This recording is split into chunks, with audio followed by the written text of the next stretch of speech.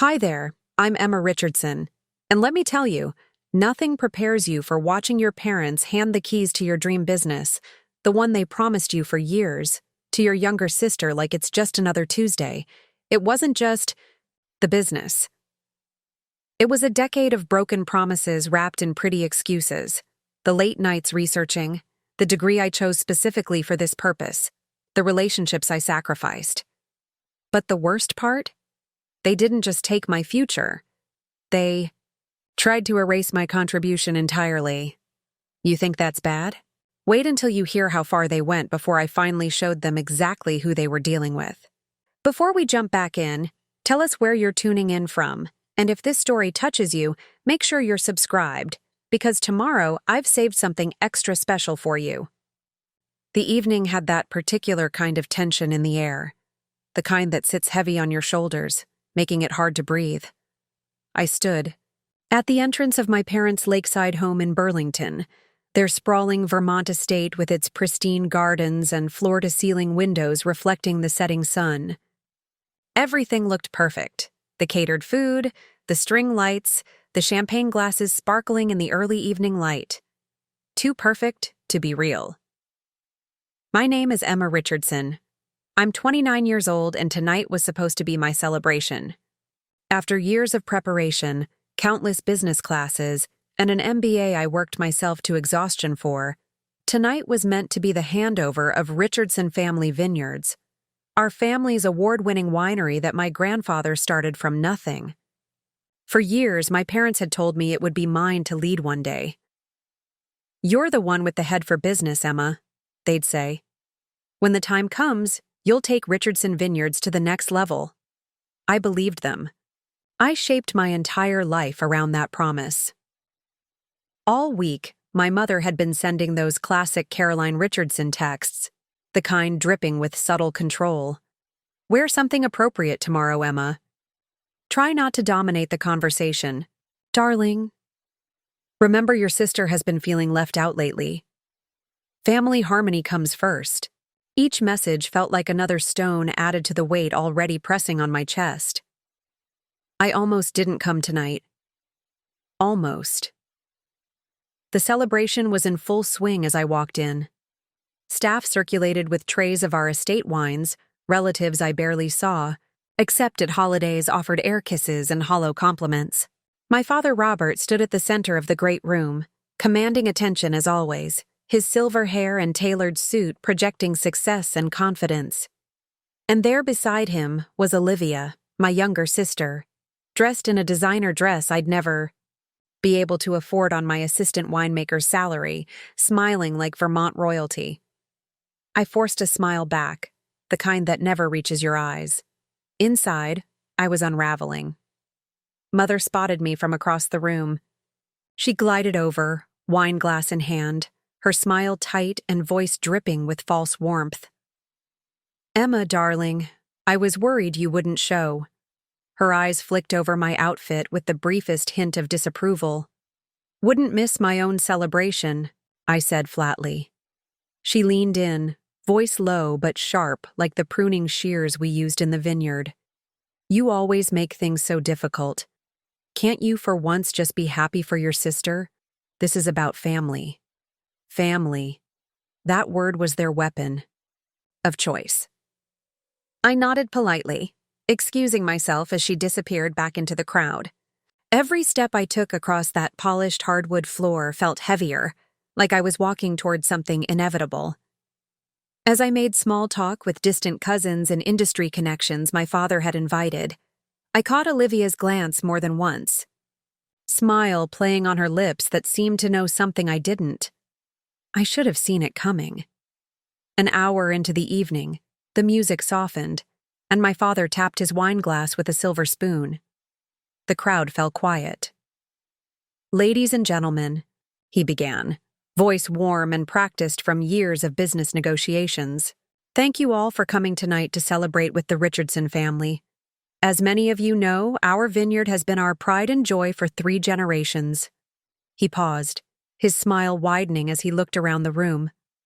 "Family businesses are special. They're about legacy, about passing down not just assets but values, tradition, and vision to the next generation. I glanced toward Marcus, our vineyard's financial advisor who stood near the back doors, already frowning slightly. My stomach tightened. Robert continued, raising his glass. Tonight marks a new chapter for Richardson Vineyards. After careful consideration about the future of our business, Caroline and I have made an important decision. The room seemed to hold its breath. Or maybe it was just me, suddenly unable to draw air into my lungs. We're officially announcing that Olivia will be taking over as CEO of Richardson Vineyards, effective immediately. The room erupted in applause. Someone whistled. Glasses clinked in celebration. I stood frozen, blood draining from my face as my father continued. Olivia's fresh perspective and innovative ideas are exactly what we need to take our vineyard into the modern era. I glanced at my sister, who gave me a practiced look of surprise. That didn't quite mask her satisfaction. My mother stepped up beside her, hand on her arm, beaming with pride. "It's what's best for the family business," Caroline whispered, just loud enough for me to hear. "You'll understand one day." I wanted to scream, but my throat closed up, the practiced words of protest dying before they could form. The room blurred around me, guests clapping, nodding, smiling like this was the most natural thing in the world, like I wasn't standing there hollowed out, watching my future handed away like a party favor. Years of education specifically chosen. For this role, countless hours in the vineyards learning every aspect of the business, soil samples I'd analyzed, new sustainable growing techniques I'd researched and implemented, all erased in that moment. When the applause faded, conversations resumed as if nothing had happened.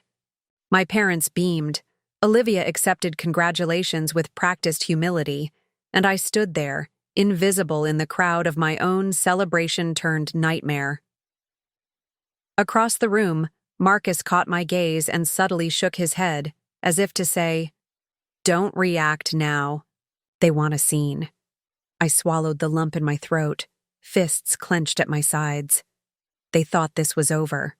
They thought they'd humiliated me enough to keep me quiet and compliant. But if they thought I would stay silent after tonight, they had no idea who they were dealing with.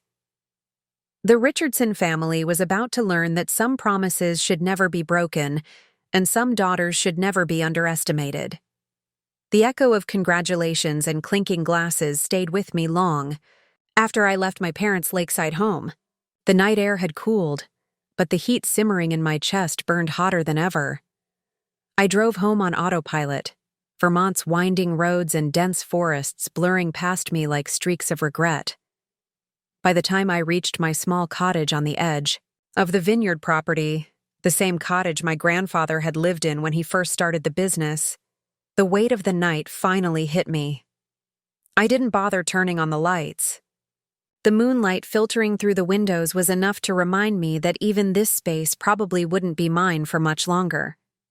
I kicked off my shoes, dropped my bag by the door, and sat motionless on my couch, staring at the framed photograph. On my wall, me and Grandpa James standing among the vines, his weathered hand on my shoulder, pride evident in his eyes. "You'll carry on what I started," he'd told me that day. "You have the Richardson vision." My phone buzzed relentlessly on the coffee table. Another text from my mother. "You really should have stayed longer tonight. It's about family, Emma. Family." That word had been weaponized so many times in my life, it had lost all meaning. I scrolled back through her earlier messages, the ones she'd sent in the days leading up to tonight. "Don't make this harder than it has to be. Try not to embarrass us. Your sister deserves to shine too." The words blurred together, but the message was clear. Sit down, smile pretty, and let them take whatever they want. I sat there for what felt like hours, staring at the vineyard ledgers and business plans I'd meticulously prepared over the years. The sustainable farming initiative I'd developed, the expansion proposal for our tasting room, the marketing rebrand I'd researched for months. All of it was mine, the product of my education, my passion, my dedication to my grandfather's legacy. And yet tonight, they decided it wasn't. Preparing and narrating this story took us a lot of time, so if you are enjoying it, subscribe to our channel. It means a lot to us. Now back to the story. Somewhere around 2 a.m., I finally dragged myself to bed, but sleep never came. Instead, I lay awake replaying every conversation, every promise my parents had made, every knowing glance between them and Olivia. By morning, exhaustion hadn't left me. It had simply calcified into something sharper: resolve. At exactly 7:43 a.m., an email notification flashed across my phone screen. Subject: Need to speak with you. Urgent. Sender: Marcus Whitfield. A tight knot formed in my stomach. I got ready, pulling my hair back into a neat ponytail, and drove to the vineyard office. The morning fog still clung to the vines, shrouding the rolling hills in a ghostly white blanket. The Richardson family vineyard sign at the entrance, hand-carved by my grandfather 40 years ago, seemed to mock me as I drove past. The administrative building was quiet this early, most of the staff not due in for another hour. Marcus was already waiting in his office when I arrived, standing by the window overlooking the East Vineyard, arms folded, a manila folder resting on the edge of his desk. "You look terrible," he said without looking at me. "Good morning to you, too," I muttered, shutting the door behind me. He finally met my eyes. "You need to see this." He slid the folder across the desk. I flipped it open, and the numbers stared back at me.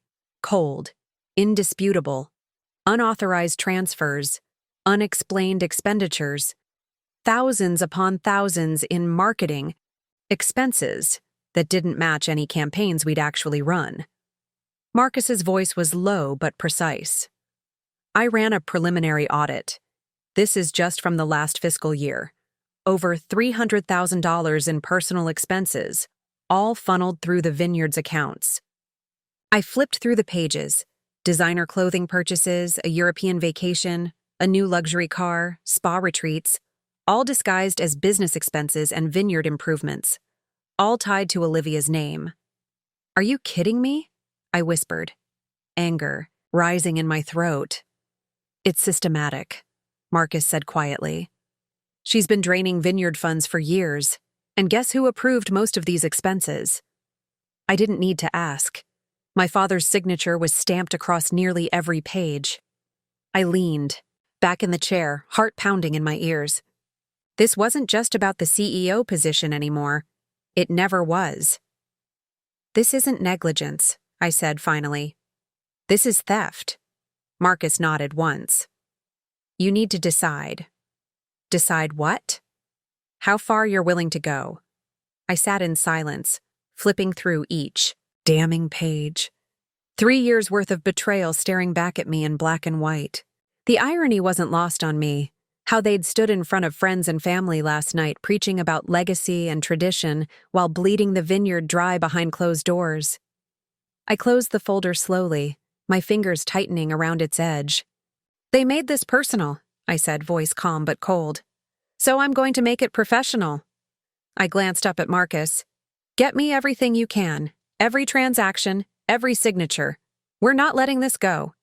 His eyes narrowed slightly. Then he gave a small nod. "Understood."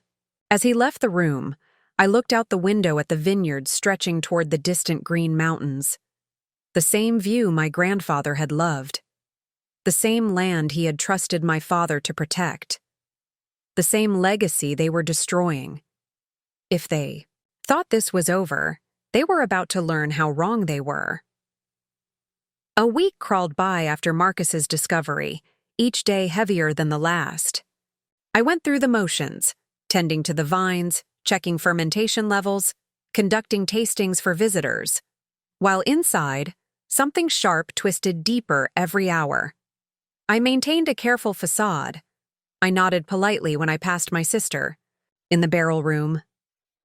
I answered my mother's texts with brief, non-committal replies. I attended the weekly staff meeting where Olivia presented her vision for the vineyard's future. A vision that involved selling off our award-winning Cabernet Franc vines to make room for a wedding venue and experiential tasting packages. All signed. The while, Marcus and I worked silently, methodically, gathering evidence, building our case, preparing for the moment when everything would change. It was a quiet Thursday afternoon when the knock came at my cottage door. Soft, hesitant, like bad news dressed up in perfume. I wasn't expecting anyone. When I opened the door, there she stood. Caroline Richardson, the woman who gave me life and spent most of it molding me into what she wanted, only to cast me aside when it mattered most.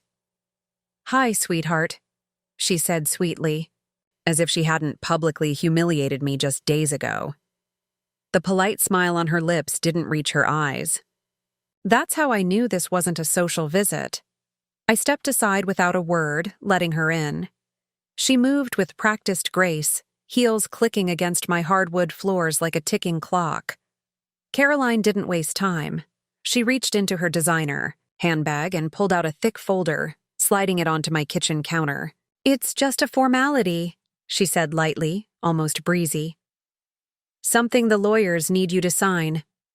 I didn't touch it. "What is it?" She tilted her head, voice syrup sweet. "Nothing to worry about, darling. Just housekeeping.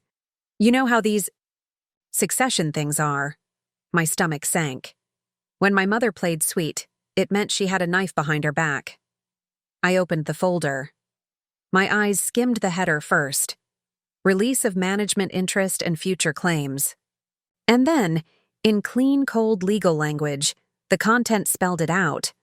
I was being asked to formally renounce any current or future claim to leadership positions within Richardson Vineyards, acknowledge Olivia's appointment as appropriate and final, and waive any right to contest company decisions. My name was there at the bottom, a signature line waiting for me, as if this betrayal needed my permission to be complete. I looked up slowly. "This is why you came here?"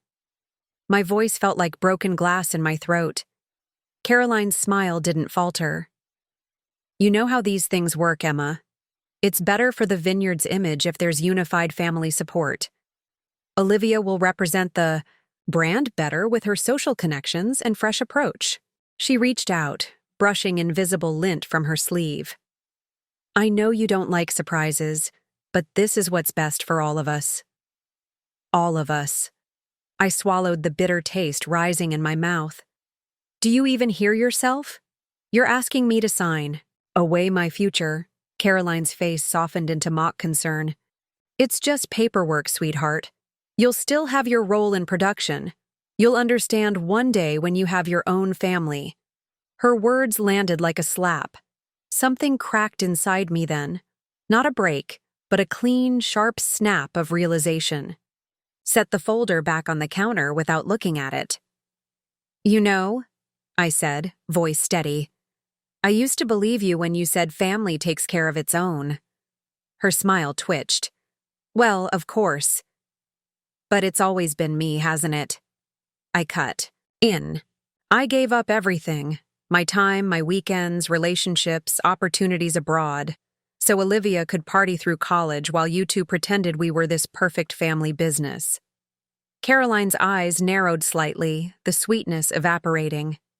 "This isn't about you, Emma," she said coldly. "It's about what's best for Richardson Vineyards." There it was, the real voice behind the smile. I took a breath, gathering every ounce of the steel I'd spent years building. "No," I said firmly. "It's about control, and I'm done handing mine over." "Think carefully, Emma. Family comes first." I met her gaze head on. "Not when family treats you like you're disposable." The silence between us was louder than any argument. Caroline stood there a moment longer, her expression unreadable. Then, without another word, she slipped her handbag back over her shoulder and walked to the door. I didn't move until I heard it click shut behind her. Only then did I lean against the counter, my chest tight, hands trembling not from fear, but from the weight of every unspoken battle finally coming to the surface. They thought they could push me to my breaking point. They didn't know how far I was willing to go. The door had barely closed behind my mother when I knew I couldn't wait any longer. I spent the rest of that evening doing what I'd trained myself to do over years in the vineyard, methodically planning, organizing, preparing. I pulled out my laptop and began documenting everything. Every promise made about my future role, every conversation about succession planning, every unusual expense I'd noticed over the years. I organized the information Marcus had given me, creating a timeline of financial misconduct. For days after, I kept my head down at the vineyard, making sure no one could see the storm brewing beneath my skin. My parents wanted me out of the picture quietly, and I knew better than to give them a reason to accelerate their plans. But I didn't have to wait long. Monday morning arrived crisp and clear. I was at my desk in the production office, reviewing harvest projections, when my inbox pinged with a new message. Subject: Richardson Vineyards restructuring, effective immediately. The sender wasn't Marcus. It wasn't even our HR manager. It was my father. The blood drained from my face before I even clicked to open it. When I did, the words punched me in the stomach. Proposal: effective immediately. Richardson Vineyards recommends a restructuring of production leadership. Emma Richardson to step down as head of production and assume the role of assistant winemaker. Olivia Richardson to appoint a new head of production of her choosing. Beneath it, an additional note in my father's handwriting, scanned and attached. Emma has become increasingly resistant to innovation and unable to adapt to market changes. For the good of the vineyard and the family's image, a leadership shift in production is necessary. I couldn't breathe. The very man who had taught me everything I knew about winemaking, who had once proudly introduced me to industry colleagues as the future of Richardson Vineyards, was now writing me off like a liability. Without thinking, I picked up my phone and dialed Marcus's number. He answered on the second ring. "I was about to call you," I said, my voice tight. "You saw it?" He sighed heavily. "And there's more. We need to talk." Within half an hour, we were sitting in his car parked at the far edge of the property where the vineyard met the forest. Marcus handed me another folder. "I ran deeper checks," he said quietly, "because something about all this felt wrong." I flipped the folder open and scanned the documents inside. It didn't take long before the numbers jumped out at me. Vineyard, assets, equipment purchases, a land parcel adjacent to our property, all mortgaged without board approval. A private loan attached to those mortgages, nearly $1.2 million. For what? I asked, throat dry. For Olivia, Marcus replied grimly. A new venture in hospitality. Your parents signed off on everything and they forged your signature on the board. Documents to push it through. As head of production, you should have been consulted. I leaned back in my seat, the weight of it all crashing down on me like a collapsing trellis. It wasn't just my position. It wasn't just my demotion. They were dismantling everything my grandfather had built, risking our entire operation and using my name to do it. I stared at the mortgage documents in my hands, my vision blurring around the edges. They didn't just want to push me aside, I said quietly. They're risking everything my grandfather built. Marcus nodded grimly. The vineyard's equity is being leveraged for some hospitality venture Olivia wants to launch. A luxury retreat or something. The business plan is flimsy at best. I flipped through page after page of financial maneuvering, each signature, my forged signature, like a knife twisting deeper. This isn't just about succession anymore, I said, my voice steadier than I felt. This is fraud. I know. Marcus looked out at the vineyard, rows of carefully tended vines stretching toward the mountains. The question is, what are you going to do about it? I stared down at the documents, then at my grandfather's cottage visible through the trees. I thought about him, how he'd worked this land with his own hands, how he'd built something from nothing, how he'd trusted that I would be the one to carry it forward. "I'm going to fight," I said simply. "Not just for my position, but for the vineyard itself." I spent the next several hours in Marcus's office, gathering everything: emails, financial statements, internal memos, the paper trail they thought I'd never find. Every signature, every unauthorized transfer, every cent funneled where it shouldn't have been. By the time I finished, the sun was setting, casting long shadows across the vineyard. I sat at my desk, staring at the mountain of evidence, the sickening reality of what my own family had done. Then I opened a new email to our board of directors, most of whom were old friends of my grandfather, people who had watched me grow up among these vines.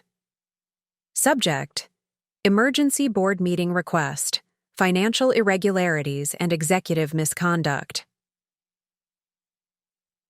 My fingers hovered over the keyboard one last moment before I hit send. They thought they had silenced me. I was about to prove them wrong. The email to the board had barely left my outbox when I turned my focus to the next battlefront. I wasn't naive enough to believe the documents alone would be enough. I needed every loose thread tied, every name revealed. By Tuesday morning, I was back at my desk in the production office, scanning through the demotion notice more carefully. Something caught my eye: specific legal phrasing about succession planning that seemed oddly formal, too polished for my father's usual communication style. I recognized it because I'd seen similar language before in contracts drafted by Lisa Mendez, our family's longtime attorney and my mother's college friend, the same woman who had helped my grandfather set up the original succession plan, the one that was supposed to make me CEO. The realization hit like a punch to the gut. Lisa had known. She'd helped them rewrite everything. By late afternoon, I couldn't shake the suspicion. I drove to Lisa's office in Burlington, my hands gripping the steering wheel so tight my knuckles turned white. Her assistant tried to stop me, but I walked past her desk with purpose. Lisa looked up, startled when I pushed open her office door without knocking. "Emma, what a surprise." Her smile faltered at the edges. I closed the door behind me and dropped the succession documents on her desk. "Let's skip the small talk," I said quietly. "You drafted this." Lisa glanced at the papers, her expression carefully neutral. "I oversee all corporate documents for Richardson Vineyards." "This isn't just any document," I replied, my voice level despite the anger burning in my chest. "This is the rewrite of my grandfather's succession plan, the one you helped him create, the one that named me as his successor." For a moment, I saw something flicker in her eyes, discomfort, maybe even guilt. But it vanished quickly. "Business succession is complex. Emma," she said evenly, "your parents made a business decision about what was best for the vineyard's future. Don't." My voice was sharp now.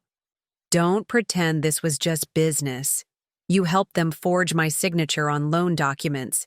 You helped them mortgage Vineyard. Assets without board approval." Her face paled slightly. She hadn't expected me to know that. "Your parents asked me to secure the vineyard's future," she said carefully. "Olivia's retreat concept will diversify." "You know my grandfather's wishes," I cut in. "You were there when he made them clear. You were his friend." Lisa leaned back in her chair, something like pity crossing her face. "James is gone, Emma. The business moves forward. Your parents are the majority shareholders now." I stood there for a long moment, the weight of her betrayal pressing down on me. Finally I spoke, my voice quiet but firm. "You made your choice, Lisa. So will I." I walked out without another word, the click of the door behind me sounding final. That night, back in my cottage, I sat at my grandfather's old oak desk, the one where he'd taught me how to read financial statements when I was just 12. The lights were dim, the vineyard outside my window a dark silhouette against the night sky. I opened my laptop and typed the words I never thought I'd send to my own family. To Robert Richardson, Caroline Richardson, Olivia Richardson. Subject: Final notice. Any further attempt to misappropriate vineyard assets or remove me from my position will be met with full legal consequences. You've crossed every line. There won't be a next time. I read the words twice before clicking send. It wasn't anger driving me anymore. It was something colder, sharper, a line I knew I would never uncross. Later that night, Marcus arrived at my cottage, still in his work clothes, his sleeves rolled up like he'd barely stopped working. "You sure about this?" he asked as he sat across from me at my kitchen table. I nodded, sliding a thick folder toward him. "They've made it clear this isn't about family, it's about power and money. We went over every document, every name, every move. This wasn't going to be pretty. Exposing my family's financial misconduct would inevitably damage the vineyard's reputation, the very thing my grandfather had spent his life building. But letting them continue would destroy it completely." "The board meeting is scheduled for Friday," Marcus said, checking his phone. "Your father's trying to get it postponed." "Of course he is." I closed the file and leaned back in my chair, exhaling slowly. He knows what's coming. Marcus studied me for a moment. "You know there's no going back from this, right? Once you present this to the board." "I know." I looked out at the dark silhouettes of the vines my grandfather had planted. "But there's no going back anyway. They made sure of that." What my family didn't realize was that I had stopped playing by their rules. I wasn't the obedient daughter anymore, willing to step aside for the good of family harmony. I was my grandfather's granddaughter, stubborn, principled, and ready to fight for what was mine. It didn't take long after I sent the warning email for them to make their next move. Mid-October mornings in Vermont had a certain crispness to the air, the vineyard alive with fall colors, but that Monday the chill I felt wasn't from the weather. It came from an email forwarded to me by one of our junior sommeliers. Subject: Line. Richardson Vineyards rebranding launch. Exclusive preview event.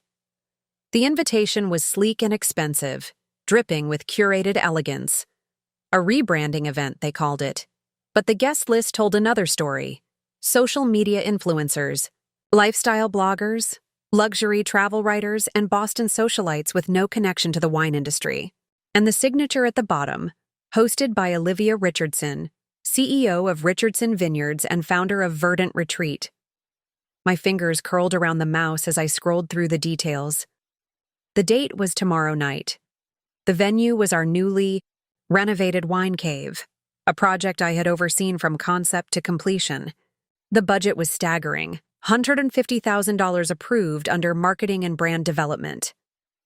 I barely had time to process when Marcus burst into my office, holding a stack of papers. "You've seen it?" he asked, shutting the door behind him. I nodded. "Just now." He dropped the expense breakdown on my desk. "Take a look. This isn't a rebranding event. It's a launch party for Olivia's retreat project. No wine industry connections, no distributors, no critics. It's all about promoting her side venture using vineyard resources." I flipped through the pages. Celebrity, chef catering, designer floral installations, gift bags containing luxury spa products, none of it related to our wines. A photographer and videographer contracted to shoot material for Verdant Retreat promotional assets. "This is theft dressed up as marketing," I muttered. Marcus crossed his arms, jaw tight. "They're not even trying to hide it anymore. They think you're already out." I looked up at him, something icy settling behind my eyes. Well, they're about to find out otherwise. That night, I sat in my cottage watching Instagram stories flood in from Olivia's private account. Previews of the event setup, close-ups of the expensive floral arrangements, behind-the-scenes glimpses of gift bag assembly. Every post was branded with both Richardson Vineyards and Verdant Retreat logos, as if they were already one and the same. I didn't sleep. Instead, I drafted a detailed memo to the board documenting how vineyard resources were being misappropriated for a separate business venture without proper authorization. I attached photos, budget numbers, vendor contracts, everything necessary to show this wasn't just poor judgment, but deliberate misuse of company assets. The whispers at the vineyard the next day told me everything I needed to know. Emma's just jealous of Olivia's vision. Maybe it's time for new leadership. Emma's stuck in the past. I heard every comment in the barrel room, every conversation that stopped when I entered the lab, every smile too polite, every glance too sympathetic. By mid-morning, I'd had enough. I called Marcus to my office. "Draft me an internal memo," I said. He looked wary. "You're sure this is the right timing? The board meeting is in 2 days." "I'm sure," I nodded. "This isn't reactionary, it's necessary." Together, we outlined every point. Effective immediately, all marketing expenditures exceeding $5,000 required dual approval from both production and finance. All vendor contracts needed documentation of their direct benefit to wine sales. Any events hosted at vineyard facilities must focus primarily on Richardson wines, with detailed justification for any peripheral activities. When I finished reviewing it, I added one final line. Richardson Vineyards resources exist to support our winemaking legacy, not personal side ventures or lifestyle brands. The memo went out to every department head, every board member, and the entire executive team. The fallout was immediate. My phone didn't stop buzzing. Calls from confused employees, texts from my mother demanding an explanation, an email from my father insisting I retract the memo before causing irreparable damage. Olivia didn't call or text. Instead, she marched directly into my office an hour later, cheeks flushed with anger. "What do you think you're doing?" she demanded, waving her phone with the memo displayed. "The event is tonight." I looked up calmly from my computer. "I'm protecting the vineyard's assets. That's my job. This is sabotage and you know it." Her voice shook slightly. "You're just upset because Dad chose me to lead." I leaned back in my chair, studying my sister, the designer clothes, the perfect manicure, the carefully cultivated image that had nothing to do with winemaking and everything to do with the lifestyle she wanted to project. "No, Olivia. I'm upset because you and our parents are bleeding this vineyard dry to fund your retreat fantasy.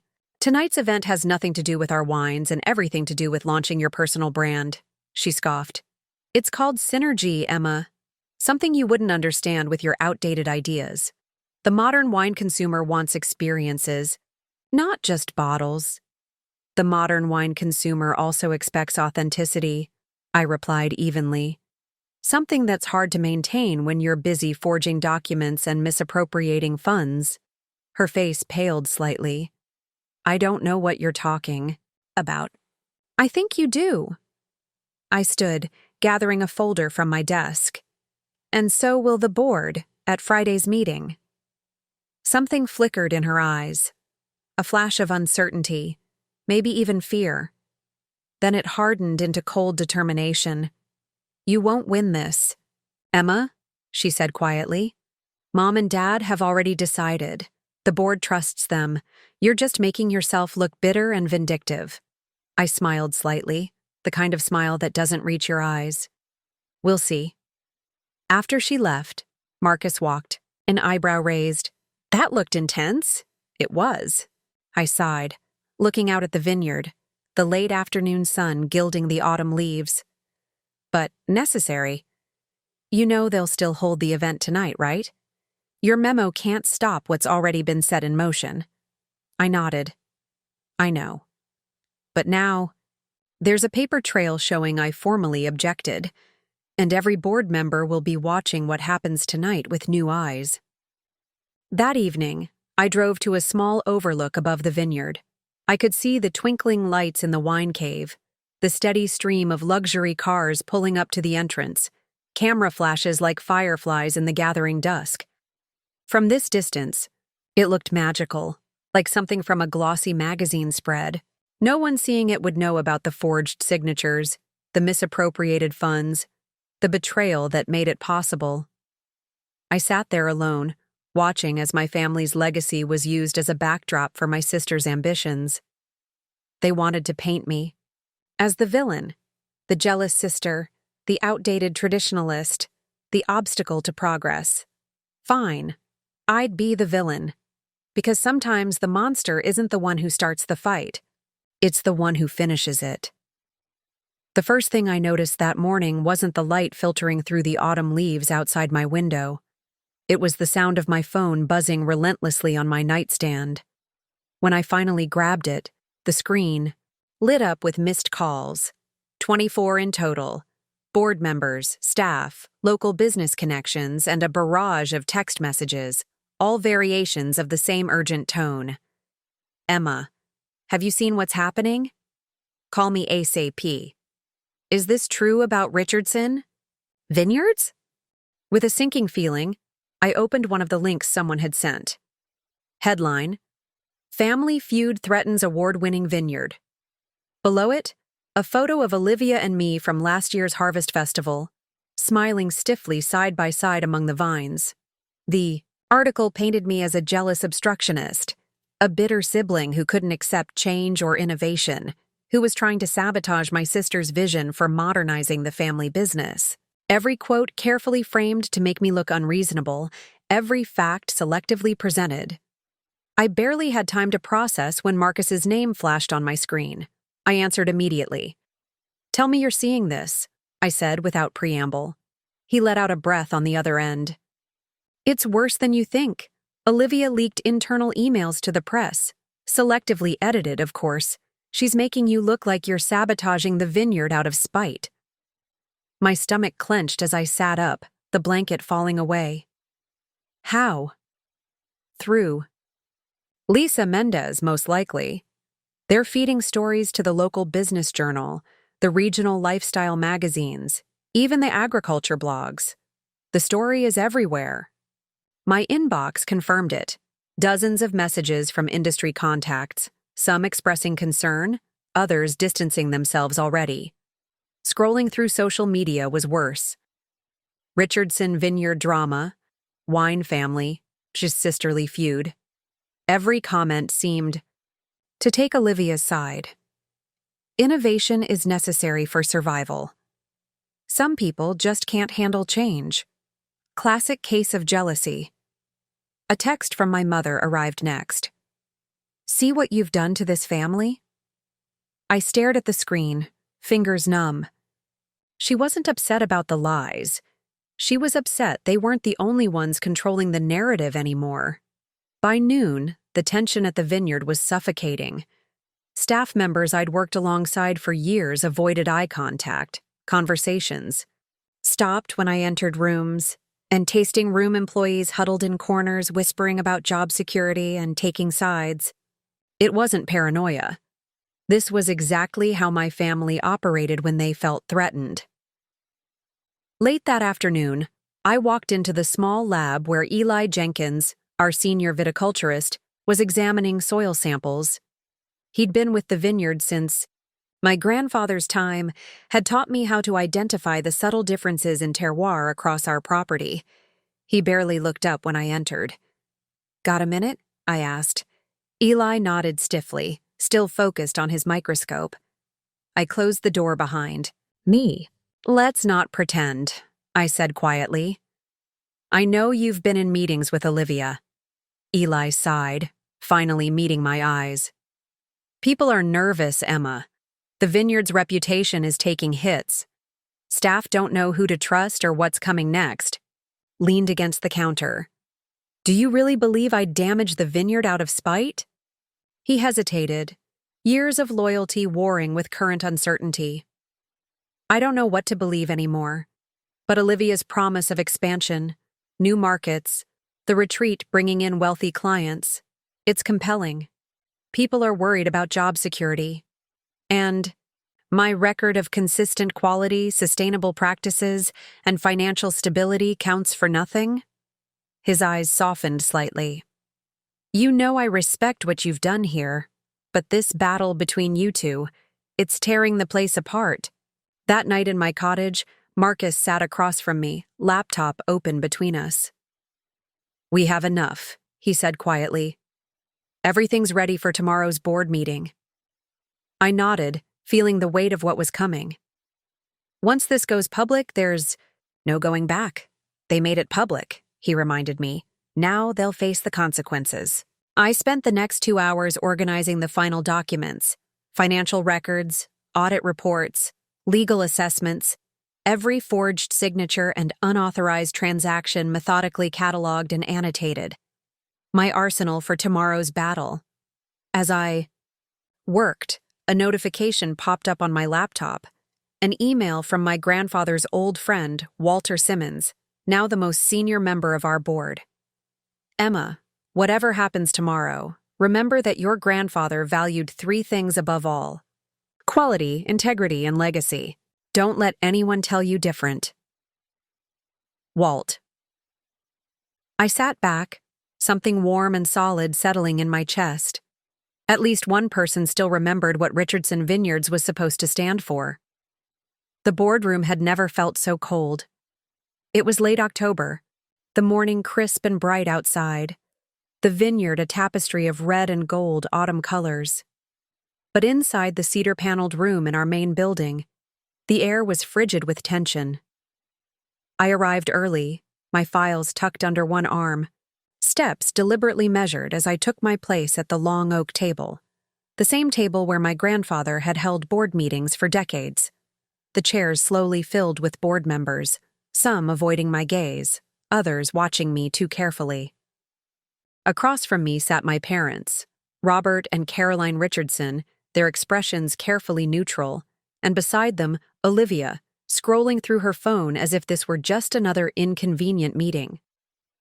I didn't speak until Walter Simmons called, the meeting to order, and the door clicked shut. "Let's begin," Walter said, his voice grave. "This emergency meeting was requested by Emma Richardson regarding serious concerns about financial management and corporate governance." I stood, placing the first folder in front of me. "What you're about to see is not just about succession. Disputes or differing visions for the vineyard?" I began, my voice steady despite the hammering of my heart. "It's about breach of fiduciary duty, misappropriation of funds, and document forgery." I opened the folder and slid copies across the table. Audit reports, financial statements, copies of my forged signature, receipts, emails, mortgage agreements, all pointing to one inescapable conclusion. "For the past 3 years," I continued, "vineyard funds have been systematically redirected for unauthorized purposes, personal expenses disguised as marketing costs, vineyard assets mortgaged without proper approval, and my signature forged on multiple legal documents, all to finance an entirely separate business venture called Verdant Retreat." A murmur rippled through the room as pages were flipped, brows furrowed in concern or confusion. My father leaned forward, voice tightly controlled. "This is ridiculous. We can handle any concerns about resource allocation internally. There's no need for this spectacle." I met his gaze, unflinching. "You didn't hesitate to humiliate me publicly. We'll resolve this publicly as well." My mother shook her head, eyes cold. "This is family, Emma. You're destroying what your grandfather built." "No," I said evenly, surprised by the steadiness in my voice.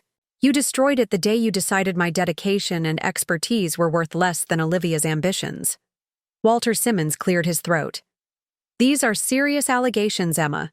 Can you walk us through the evidence?" Of course. I remained, standing, methodically presenting each document. "First, let me show you the pattern of misappropriation." I displayed financial records showing how vineyard marketing funds had been diverted to develop Olivia's retreat concept. Over $800,000 in vineyard resources have been channeled into Verdant Retreat in the past 3 years.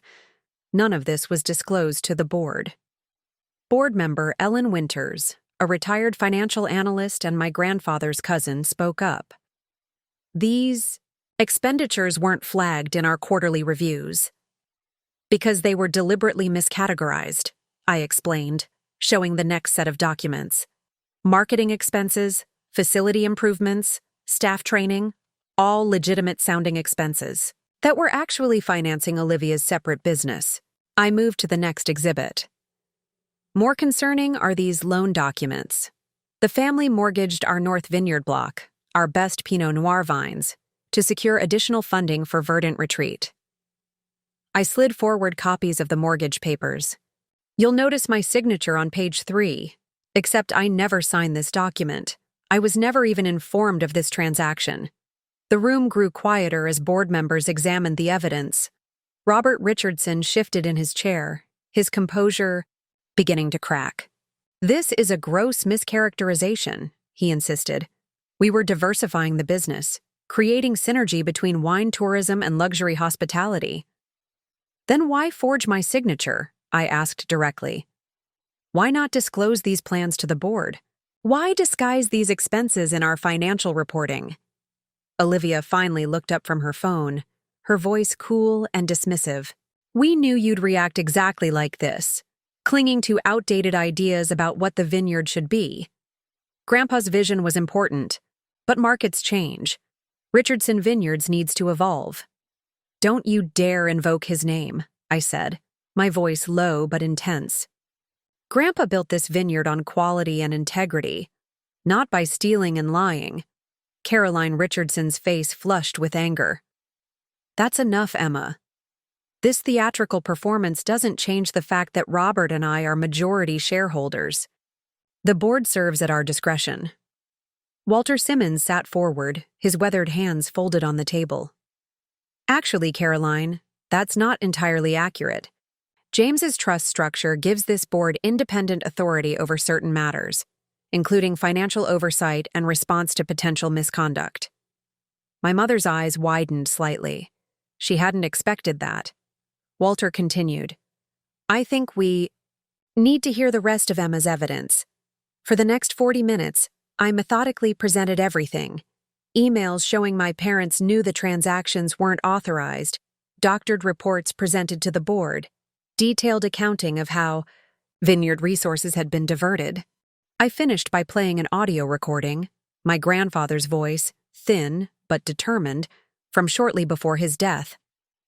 "The vineyard goes to Emma. She understands what I've built here. She'll honor it. Get it in writing, Walter."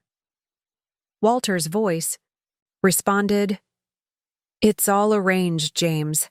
Emma will lead Richardson Vineyards when the time comes. I promise you." Silence fell over the room. My father's face had gone pale. Olivia stared at the table, refusing to meet anyone's eyes. "Ellen Winters," broke the silence, "I believe we've seen enough to warrant a formal investigation. I move that we suspend current management decisions pending an independent audit." Walter nodded.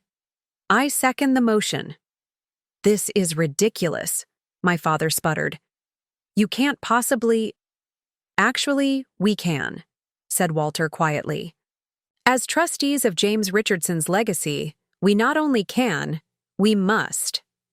The vote was called. One by one, hands raised around the table, in favor of freezing all transactions related to Verdant Retreat, in favor of an independent financial audit, in favor of temporarily removing Olivia from the CEO position pending investigation results. Each vote felt like vindication, like a weight lifting from my shoulders. When the final hand went up, the room fell into stunned silence. My father looked, somehow diminished, slumped in his chair. My mother's face was a mask of cold fury. Olivia pushed her chair back abruptly and stood.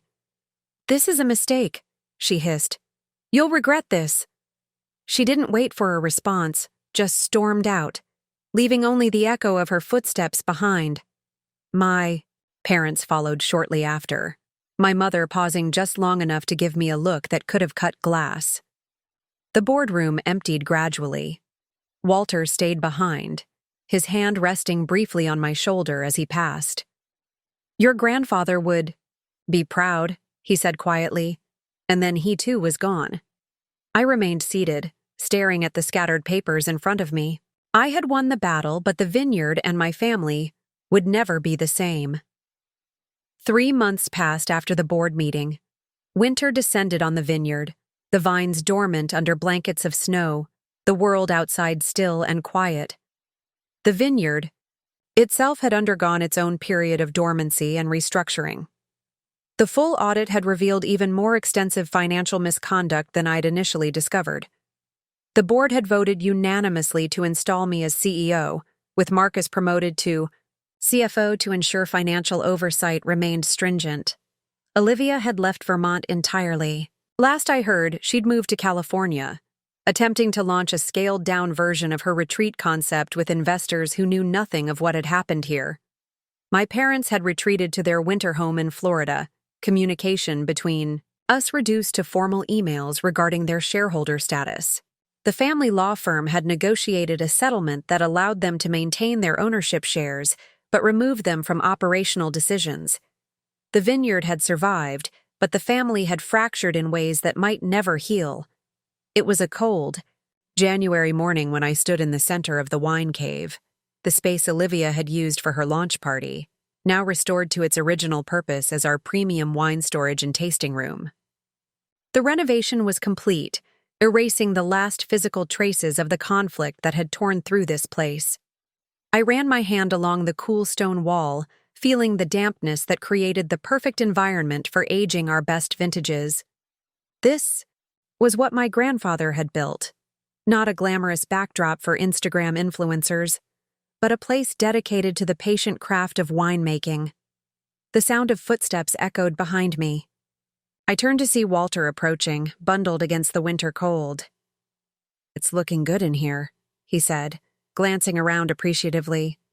"James would approve." I nodded, feeling the familiar tightness in my throat whenever my grandfather was mentioned. "I hope so." Walter studied me for a moment. "You know, he expected this would happen someday." "What do you mean?" "The conflict, the attempt to push you aside." Walter sighed, his breath visible in the cool air. "Your parents never really understood what this place was about. Even when James was alive, they saw it as a status symbol, not a calling." I hadn't known that. I'd always assumed the divide had formed after my grandfather's death. "Why didn't he tell me?" Walter smiled sadly. "He wanted to protect you, and he believed in you. Believed you'd fight when the time came." We stood in silence for a moment, surrounded by the barrels of aging wine, vintages that would reach their potential long after this painful chapter had faded into memory. "What happens now?" I asked finally. Walter looked at me, his eyes kind but clear. "Now you build something that's truly yours, not just preserving what James created, but making your own mark." Spring came to the vineyard with its familiar rhythm, the first tiny buds breaking on the vines, the soil warming under lengthening days, the busy preparations for the growing season ahead. Nature didn't care about human dramas. It simply continued its ancient cycle of renewal. I found comfort in that predictability as I walked the rows early one April morning, clipboard in hand, checking the progress of each block. The previous year's harvest, the last one before the family implosion, had been exceptional, and the wines were developing beautifully in the cellar. At least some things had survived the storm intact. The business was recovering too. When news of the board's findings became public, there had been a brief media frenzy. Family feud at award-winning vineyard ends in audit. Richardson daughter reclaims CEO role after financial misconduct exposed. Industry insiders had buzzed with gossip for weeks. But then something unexpected happened. Support poured in from places I hadn't anticipated. Other family-owned wineries, local farmers, customers who'd been coming to our tasting room for decades. They sent letters, emails, even handwritten notes expressing their respect for what my grandfather had built, and their hope that I would continue his legacy of quality and integrity. I kept every message in a folder in my office, reading them. On difficult days when the emptiness of family holidays or the strain of rebuilding felt overwhelming. Professionally, things were stabilizing.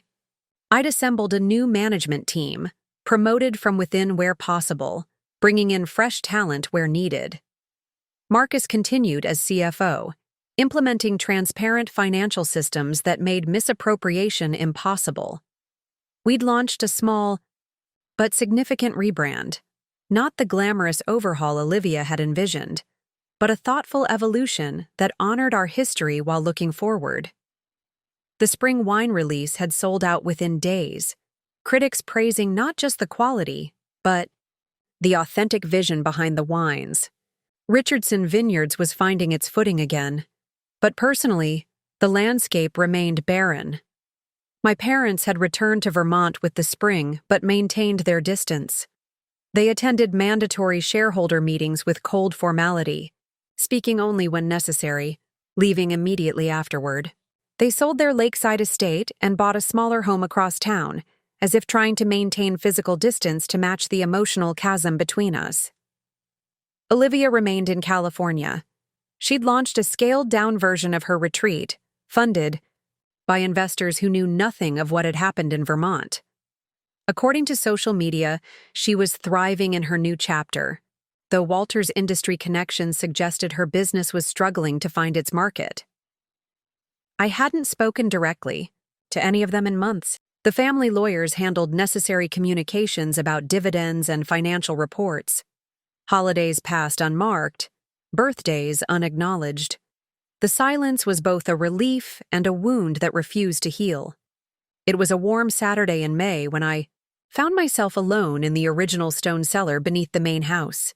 This was where my grandfather had made his first wines, where he'd taught me to listen to what each barrel was telling me, to respect the living process happening inside the oak. I was checking the development of a special reserve Cabernet Franc, my grandfather's favorite varietal, when I heard footsteps on the stone stairs. Expecting Marcus or one of the cellar hands, I didn't look up until a familiar voice broke the silence. "It smells the same." After all these years. I turned slowly. Caroline Richardson stood at the bottom of the stairs, looking smaller somehow, less formidable than I remembered. She wore a simple blue dress instead of her usual designer outfits, her hair showing more gray than the last time I'd seen her. I set down my wine thief and tasting glass carefully. "Mom, I wasn't expecting you. I wasn't planning to come." Her voice sounded strained, uncertain. "Robert doesn't know I'm here." An awkward silence stretched between us, filled only by the distant sound of the ventilation system and the subtle breathing of wine in barrels all around us. "Why are you here?" I finally asked. She moved further into the cellar, running her fingers lightly over a barrel head. "I drove past the vineyard yesterday. The vines look good this year." I waited, knowing there had to be more. The wine writer from the Boston Globe, the one who's been coming here for 30 years, he wrote that article. "Last week." She paused. "About how you've preserved your grandfather's approach while moving forward. He said the wines have never been better." I nodded. The review had been a significant endorsement, especially after the turbulence of the past year. "Your grandfather would have been proud of that," she said quietly. The statement hung in the air between us, loaded with unspoken history. "What do you want, Mom?" I asked, not unkindly. Just tired of the decades of indirect communication. She looked directly at me then, something vulnerable in her eyes that I'd rarely seen. "I don't know how to fix this, Emma." I leaned against the barrel beside me, feeling the cool wood against my palm. "I'm not sure it can be fixed. Some things once broken stay broken." "Perhaps?" She looked down at her hands, twisting her wedding ring absently. "But I thought I should at least try to understand." "Understand what?" "Why this place means so much to you. Why you couldn't just—" She trailed off. "Let it go?" I finished, for her. "Step aside for Olivia's vision? Pretend it didn't matter when you broke every promise made to me?" She flinched slightly at the directness, but didn't deny it. "Yes." I looked around the cellar, at the bottles laid down by my grandfather, decades ago, at the legacy that had shaped my entire life. This isn't just a business to me. It's not a status symbol or a stepping stone to something else. It's a responsibility, a covenant. With your grandfather, she said, not quite a question. With the land, I corrected her. With the people who work here. With the customers who trust us to make something authentic and meaningful. Grandpa understood that. He tried to teach all of us, but I was the only one who listened. Caroline was quiet for a long moment. I always thought your attachment was sentimental, impractical. It's the opposite, I said. It's deeply practical. Quality and integrity are the only sustainable business model in winemaking. Everything else is just marketing. She nodded slowly, absorbing this. Your father and we made mistakes. It wasn't quite an apology, but from Caroline Richardson, it was unprecedented. Yes, I agreed. You did. Another silence fell between us, not as tense as before, but heavy with the weight of everything unsaid. I should go, she said finally. Robert will be wondering where I am. I nodded, unsure what else to say. As she turned to leave, I spoke again, surprising myself. The new vintage release is next weekend, if you wanted to come. I kept my voice neutral. Both of you. She paused on the stairs, turning back with an unreadable expression. I'll think about it. After she left, I remained in the cellar for a long time, listening to the quiet murmur of aging wine, thinking about family and legacy and the complicated ways they intertwine. I didn't know if my mother would come to the release event. I didn't know if any kind of relationship with my parents could ever be rebuilt. But for the first time in months, the possibility existed, a tiny green shoot pushing through seemingly barren ground. That evening, I sat on the porch of my grandfather's cottage, my home now in every sense, watching the sunset paint the vineyard. In gold and purple. My phone buzzed with a text from Marcus. Final label approval came through. We're all set for the release. I smiled, thinking of the special wine we'd been working on, a limited edition in my grandfather's honor, using techniques he had pioneered, grapes from the oldest vines he had planted. We'd named it Covenant. Not everything broken could be fixed. Some betrayals cut too deep, some wounds would always leave scars. But the vineyard itself, the living, growing thing that connected past and future, continued its cycle of renewal. And in that, there was a kind of healing that went beyond human drama.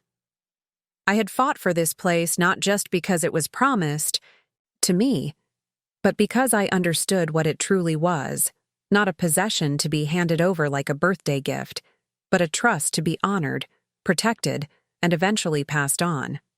My parents and sister had never understood that. Perhaps they never would. But the vineyard understood. The vines knew who had tended them with love and respect. The wine remembered the hands that had crafted it with patience and care. And in the end, that was enough. 1 year had passed since the board meeting that changed everything. The vineyard had completed a full cycle: dormancy, bud break, flowering, veraison, harvest, and back to winter rest. Nature's rhythm had continued, indifferent to human dramas, but quietly healing in its constancy. I stood at the edge of the east, vineyard on a crisp October morning, watching the harvest crew carefully selecting clusters of Pinot Noir, the same crew that had worked with my grandfather for decades. The subtle fog was lifting as the sun warmed the hillside, revealing rows of vines heavy with fruit, their leaves turning russet and gold. The lab results look perfect, Marcus said, approaching with clipboard in hand. Sugar levels are exactly where we want them. The sample pressing yesterday was beautiful, bright fruit, perfect acidity. I nodded, feeling a quiet satisfaction. Grandpa always said this block was magic in a good year. And this is a very good year, Marcus agreed, looking out over the vineyard. It had been, in more ways than one. Richardson Vineyards had not just Recovered from the financial and public relations damage of the previous year, it had thrived. Our wines had received their highest scores ever from major critics. The tasting room had been fully booked every weekend. The sustainable farming initiatives I'd implemented were drawing attention from throughout the industry. But the greatest triumph came 3 months ago, when our Reserve Cabernet Franc, the special covenant bottling honoring my grandfather, won Best in Show at the International Wine Competition, the same competition where, 30 years earlier, my grandfather had won his first major award. The publicity had been overwhelming, but this time it was the kind we wanted. Stories about legacy and authenticity, about honoring tradition while embracing responsible innovation, about a third-generation winemaker continuing her grandfather's vision against all odds. Richardson Vineyards was no longer defined by family scandal, but by the quality of its wines and the integrity of its practices. My personal life had seen quieter transformations. My parents had come to the vintage release event I'd invited them to last spring. The reunion had been awkward, conversations stilted, but they had come. Since then, we'd established a careful, limited relationship. Holiday dinners, occasional vineyard visits, conversations that stayed safely in the present rather than revisiting past wounds. My father remained somewhat distant, still struggling to accept how completely his plans had unraveled. My mother, surprisingly, had made more effort to understand my connection to the vineyard. She'd even asked me to show her the production process from beginning to end, something she'd never expressed. Interest in before Olivia and I remained estranged. Her retreat venture in California had failed within 6 months, investors pulling out when projected returns didn't materialize. According to my mother, she'd moved to New York and taken a marketing position with a luxury goods company. We hadn't spoken directly since the board meeting. Some rifts I'd come to accept might never fully heal. But I'd found peace with that reality. The Covenant wine sold out completely, Marcus said, interrupting my thoughts. Every bottle. We could have sold 3 times the production. I smiled. We'll make more next year, but not too much more. It needs to stay special. He nodded, understanding. Marcus had become more than my CFO over the past year. He'd become my partner in every sense. Our shared commitment to the vineyard had gradually evolved into something deeper, a relationship, built on mutual respect and shared values. The board meeting is at 2, he reminded me gently. Walter wants to discuss the expansion proposal. The expansion. After careful consideration, we developed a plan to purchase an adjacent property, 20 acres of ideal south-facing slopes. Not for a retreat or event space, but to expand our premium grape production, focusing on the heritage clones my grandfather had championed decades before. I'll be there, I promised, taking one last look at the harvest in progress before turning back toward the main building. As I walked through the rows, greeting workers by name, I felt a sense of rightness that had been missing for so long. This was where I belonged. This was what I had fought for. Not just a title or position, but the chance to continue something meaningful. The board meeting that afternoon was unlike any I could have imagined 2 years earlier. Gone were the tension and hostility, replaced by collaborative energy and shared purpose. Walter Simmons, now officially board chairman, guided the discussion with wisdom born from decades in the industry. The expansion proposal makes sense, Ellen Winters said, reviewing the financial projections. It's ambitious but sound. The heritage focus aligns perfectly with our brand identity. The other board members nodded in agreement. Even my father, who had eventually returned to a non-executive board role, offered quiet support. James would have approved, Walter said when the unanimous vote was complete. He always said the right land was worth waiting for, worth fighting for. As the meeting concluded, board members filtered out, conversations continuing about harvest progress and the upcoming winter work. My father lingered, awkwardly straightening his papers. The wines this year, he said finally, not quite meeting my eyes. They're exceptional. From him, this simple acknowledgement felt significant. "Thank you," I replied. "We had perfect growing conditions."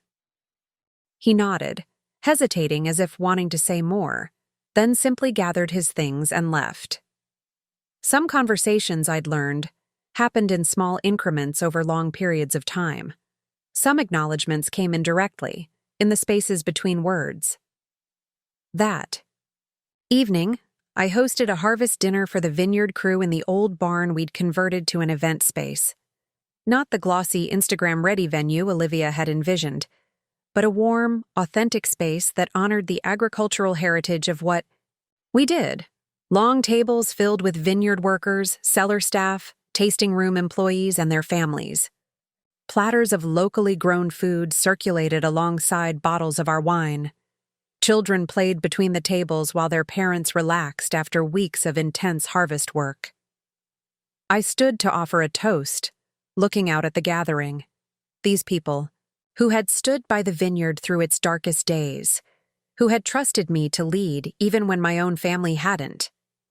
"To the harvest," I said, raising my glass. "To the land that sustains us. To the legacy we continue together."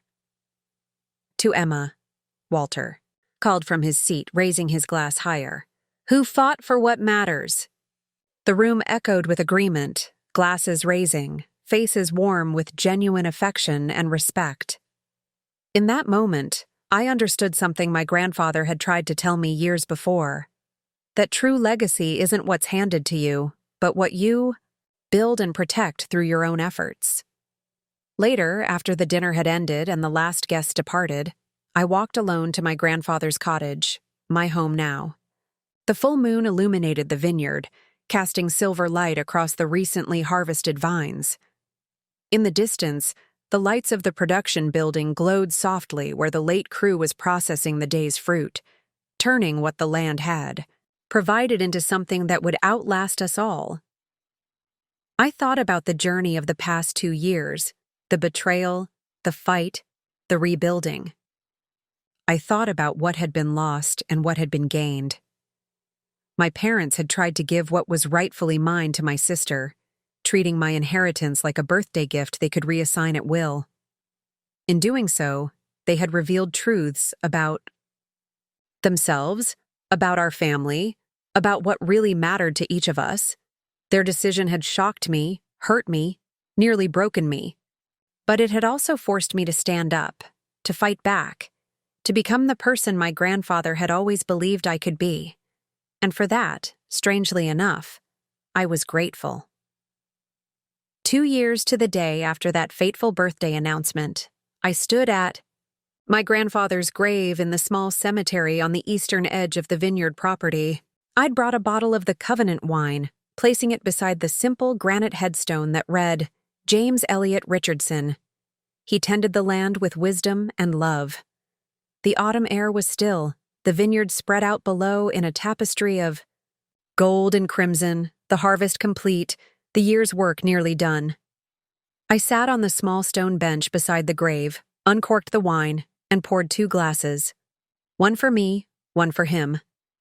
"I think we did it, Grandpa," I said quietly. "The vineyard is secure. The wines are better than ever. The expansion is underway." A gentle breeze rustled the nearby maple trees, sending a shower of red leaves spiraling down around me. I took a sip of the wine, letting the complex flavors remind me of everything that had led to this moment. So much had changed in 2 years. The vineyard had not only recovered, but reached new heights. The board was united in its vision.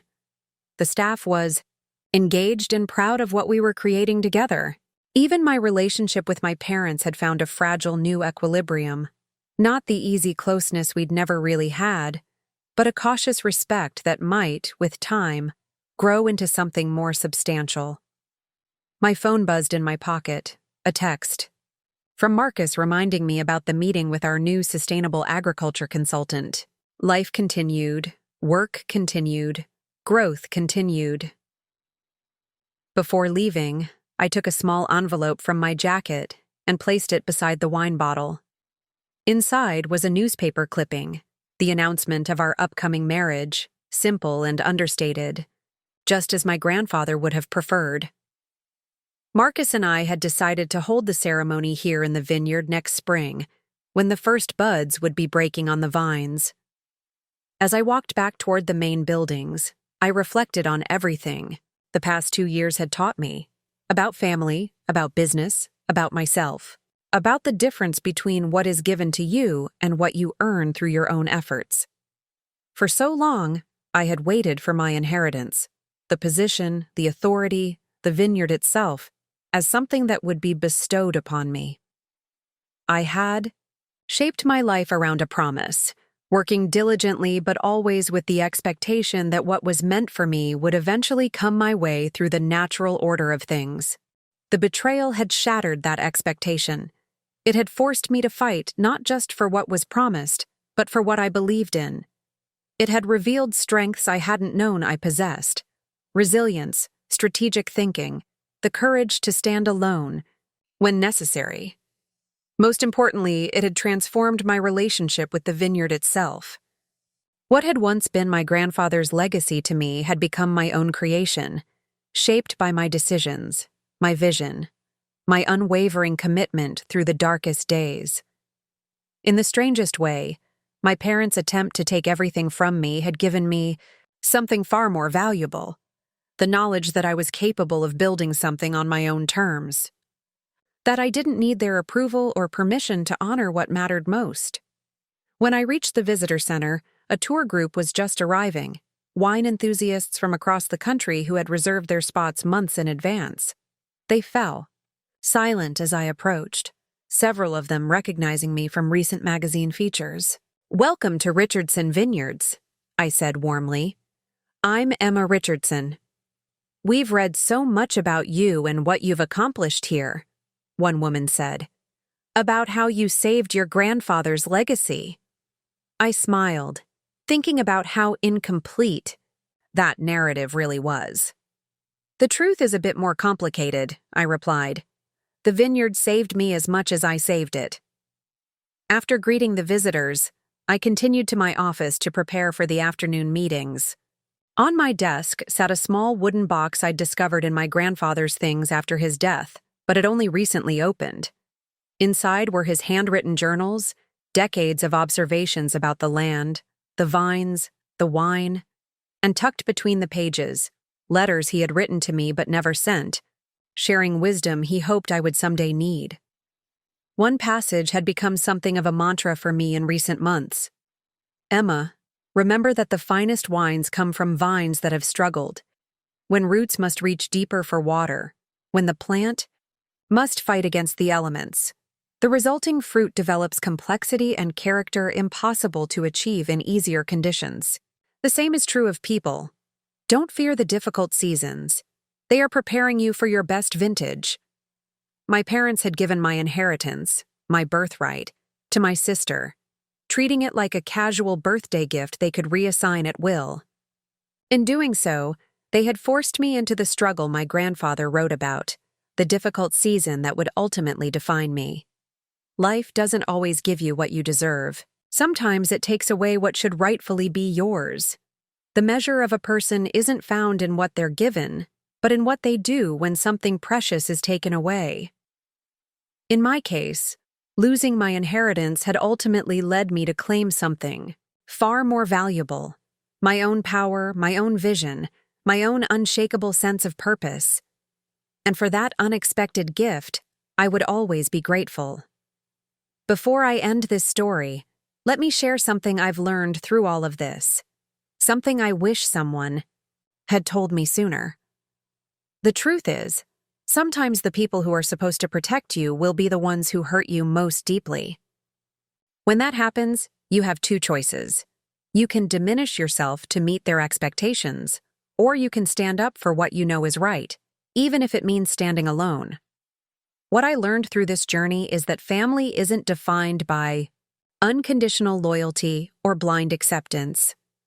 Real family, whether by blood or by choice, is built on respect, honesty, and the willingness to uphold boundaries when love becomes control or manipulation. I fought not just for a vineyard or a title. I fought to reclaim my voice, my worth, my right to shape my own future. In the process, I discovered strengths I never knew I had and built connections more authentic than what I'd lost. 2 weeks after my visit to my grandfather's grave, I received an unexpected letter. The return address was from New York, the handwriting, unmistakably Olivia's. For days, I left it unopened on my desk, unsure if I wanted to reopen wounds that had finally begun to heal. When I finally read it, I found not an apology exactly, but something more complicated. A recognition of how differently we'd seen the same family, the same vineyard, the same future. Of how she'd coveted what had been promised to me without understanding what it truly meant to me. I wanted the position, the title, the prestige, she wrote. But I never wanted the work, the responsibility, the commitment to the land itself. I see that now. She didn't ask for forgiveness or reconciliation. She simply offered acknowledgement that she had participated in something wrong, that she had hurt me, that she now understood, at least partially, why it had mattered so much. It wasn't everything, but it was something. A small green shoot pushing through what had seemed permanently barren ground. I wrote back a brief note, not promising a relationship or erasing the past, but leaving open the possibility that time might eventually create a path forward we couldn't yet imagine. So let me ask you this. Have you ever stayed silent just to keep the peace, even when it cost you everything that mattered? Have you ever had to fight for something that should have been yours by right? If this story resonated with you, if something in Emma's journey sparked recognition in your own experience, know that you're not alone. The details might be different, but the core truth remains. Your value isn't measured by what others are willing to give you. It's determined by what you refuse to give up when it matters most. Drop a comment below if you've ever had to stand up for yourself when it hurt. Tell me where you're watching from. Share what part of this story made you pause, or think differently, or feel something unexpected. And don't forget to subscribe so you don't miss my next video, because the story never really ends. It just enters a new season, a new vintage, a new possibility. The roots grow deeper. The fruit develops character. And sometimes, the most difficult harvests produce the most extraordinary wine. During those intense weeks after discovering the financial misconduct, there was a moment I haven't told you about yet. A discovery that cut deeper than even the forged signatures and diverted funds. It happened 3 days after my meeting with Lisa Mendez, while Marcus and I were combing through years of financial records in preparation for the board meeting. We had set up a makeshift war room in his apartment, away from prying eyes at the vineyard office, with documents spread across every surface. "Emma, look at this," Marcus said, his voice unusually tight as he handed me a folder I hadn't seen before. I requested the original trust documents from the county records office. I opened the folder to find my grandfather's original succession plan, the legal document that had supposedly named me as his successor. But as I scanned the pages, confusion turned to disbelief. "This doesn't make sense," I said, flipping back to the first page. "This says the vineyard leadership is to be determined by a majority vote of the board upon my grandfather's death, with my father having temporary stewardship until the vote occurs." Marcus nodded grimly. "Keep reading." I turned to the final page, where my grandfather's signature was followed by a note in his handwriting. "My verbal promises to Emma regarding succession are not reflected in this document due to legal complications with our land trust structure. Robert and Caroline understand my wishes and have promised to honor them when the time comes." The room seemed to spin around me. "He never legally guaranteed the position to me," I whispered. "He trusted my parents to honor his wishes." "And there's more," Marcus said quietly, handing me another document. "This is the board meeting minutes from 3 months after your grandfather died." The minutes were brief, clinical, a vote had been held regarding future leadership. The board, then controlled by my parents and their allies, had unanimously agreed to honor James Richardson's wishes that Emma Richardson eventually assume leadership, following a suitable training period under Robert Richardson's guidance. They acknowledged it, I said, my voice hollow. They officially recognized his wishes. Yes, Marcus confirmed. And then they spent the next 5 years systematically preparing to break that promise. Look at the board composition changes. He showed me how, over the years following my grandfather's death, my parents had gradually replaced independent board members with friends and business associates loyal to them. They had been planning this betrayal for years, methodically creating the conditions that would allow them to hand the vineyard to Olivia instead of me. This wasn't a sudden decision or a recent change of heart. This was a long con, executed with patience and precision. All those years I'd spent working alongside my father, believing I was being groomed for leadership, he had already decided I would never have it. Why? I asked, the question directed, not at Marcus, but at the universe. Why go through the charade? Why not just tell me years ago that they had different plans? Because they needed you, Marcus said simply. Your knowledge, your work ethic, your connection to the vineyards.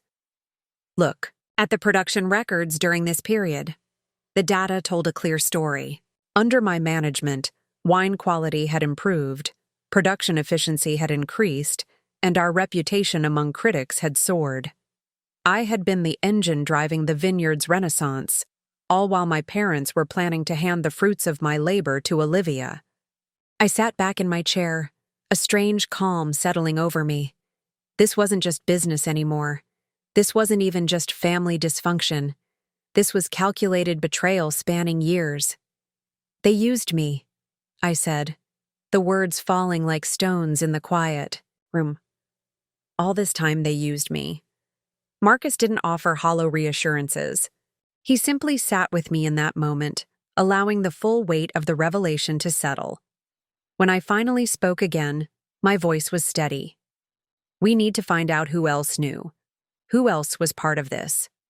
The next day, I drove to a small coffee shop in Burlington, where I'd arranged to meet Eleanor Jameson, my grandfather's former assistant who had retired shortly after his death.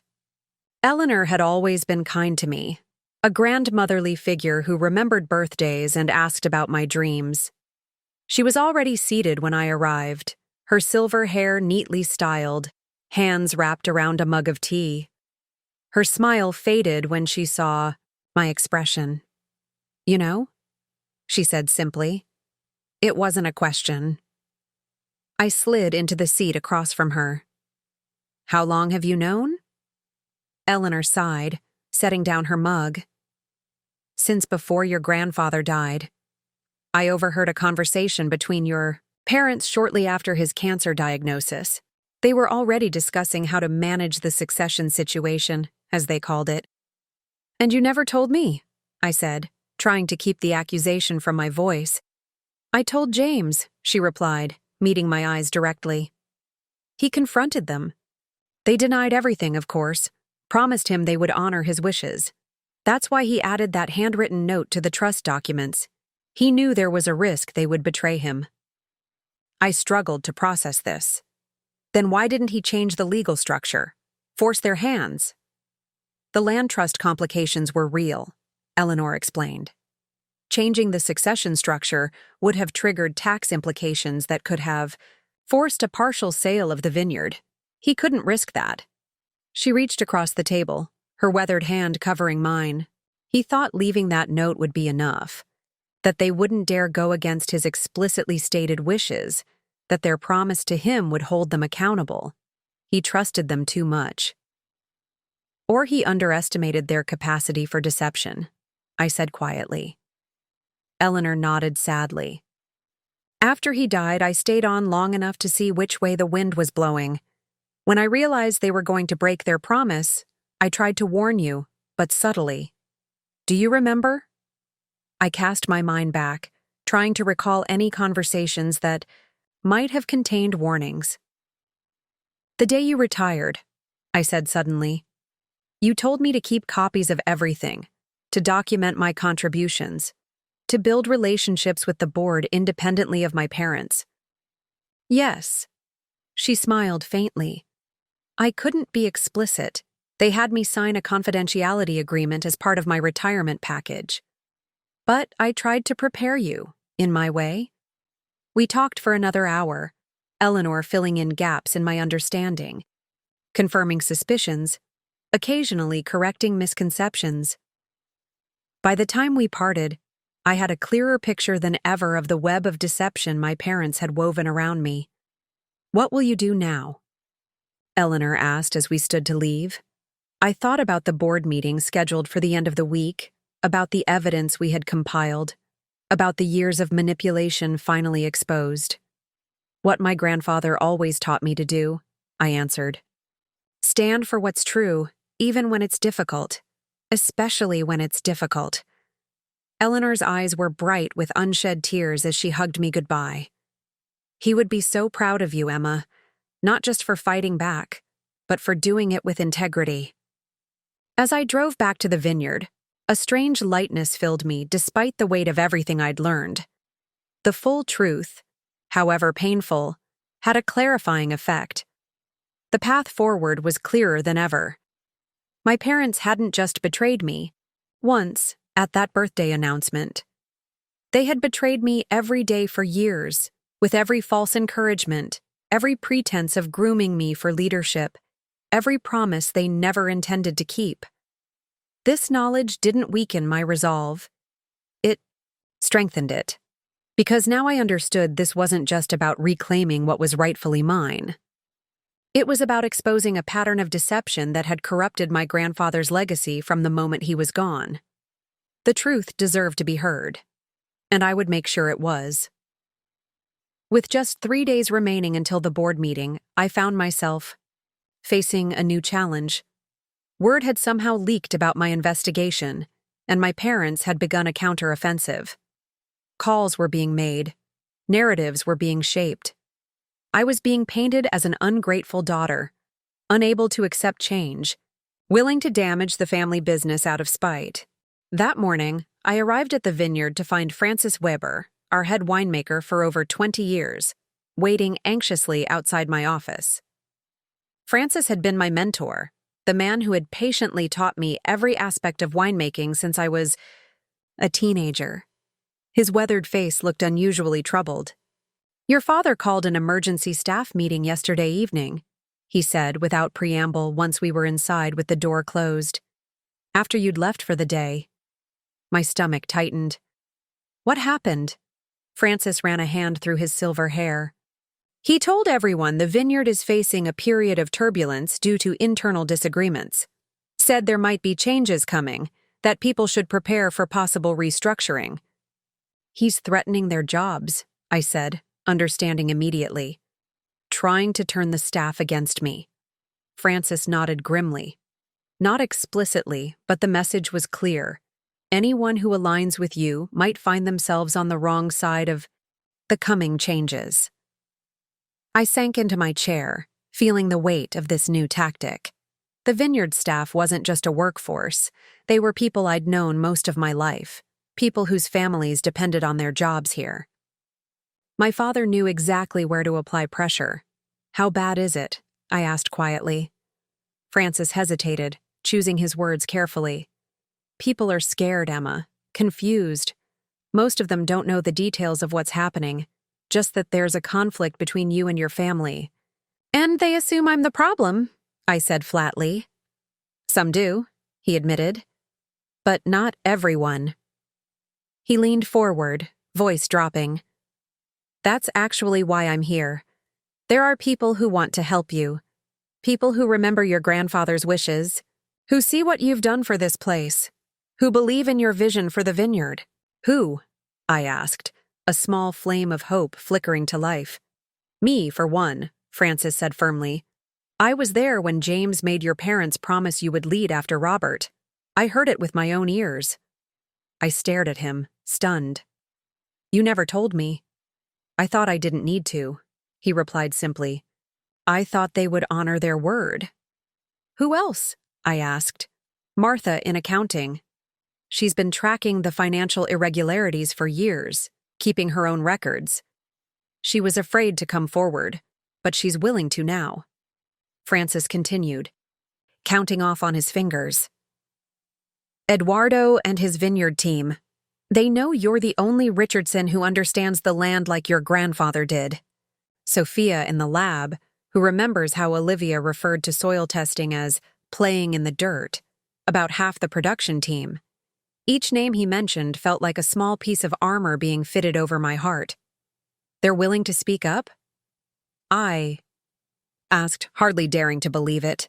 They're willing to sign statements, Francis confirmed, about your contributions, about things they've witnessed, about your grandfather's clear intentions. They're willing to stand with you at the board meeting if needed. My throat tightened with unexpected emotion. Why would they risk their jobs? For me? Francis's eyes softened. Because this isn't just your fight, Emma. It's about the soul of this vineyard. About whether we're going to be a place that values craftsmanship and integrity, or just another corporate entity focused on marketing. An image. He paused. Your grandfather built something special here, something worth protecting. These people know that. For the first time in weeks, I felt something beyond anger and determination. I felt supported, not alone. What do you need from us? Francis asked. I thought carefully before answering. Documented statements, specific examples of my contributions, of Olivia's lack of involvement in actual production, of my parents' changing behavior after my grandfather died. Anything related to financial irregularities or misuse of vineyard resources. Francis nodded. You'll have them by tomorrow. After he left, I sat at my desk, processing this unexpected development. I had been so focused on gathering financial evidence that I hadn't considered how powerful personal testimony could be. The lived experiences of people who had watched this drama unfold over years. That afternoon, a quiet revolution began. Staff members slipped into my office one by one between their regular duties, each with stories to tell, observations to share, statements to sign. Martha from accounting brought spreadsheets documenting questionable expenses dating back 3 years. Sophia from the lab had emails where Olivia dismissed quality control concerns as unnecessary perfectionism. Eduardo, our vineyard manager, had kept a journal of every significant decision about the vines for a decade, clearly showing who was actually managing the vineyard's heart. By evening, I had a new folder of evidence, not just numbers and legal documents, but human testimony about the true nature of our family business and who had really been leading it. As I was organizing these new materials, there was a soft knock at my door. I looked up to see Diane, my mother's personal assistant for the past 15 years, standing there looking nervous. "Can I come in?" she asked hesitantly. I nodded, surprised. Diane had always been unfailingly professional, but firmly in my mother's camp, maintaining a polite distance from me. She closed the door and sat down, hands clasped tightly in her lap. "I've been debating whether to do this all day," she began, voice barely above a whisper. "If your mother ever found out..." "Whatever you say stays between us," I promised. Diane took a deep breath.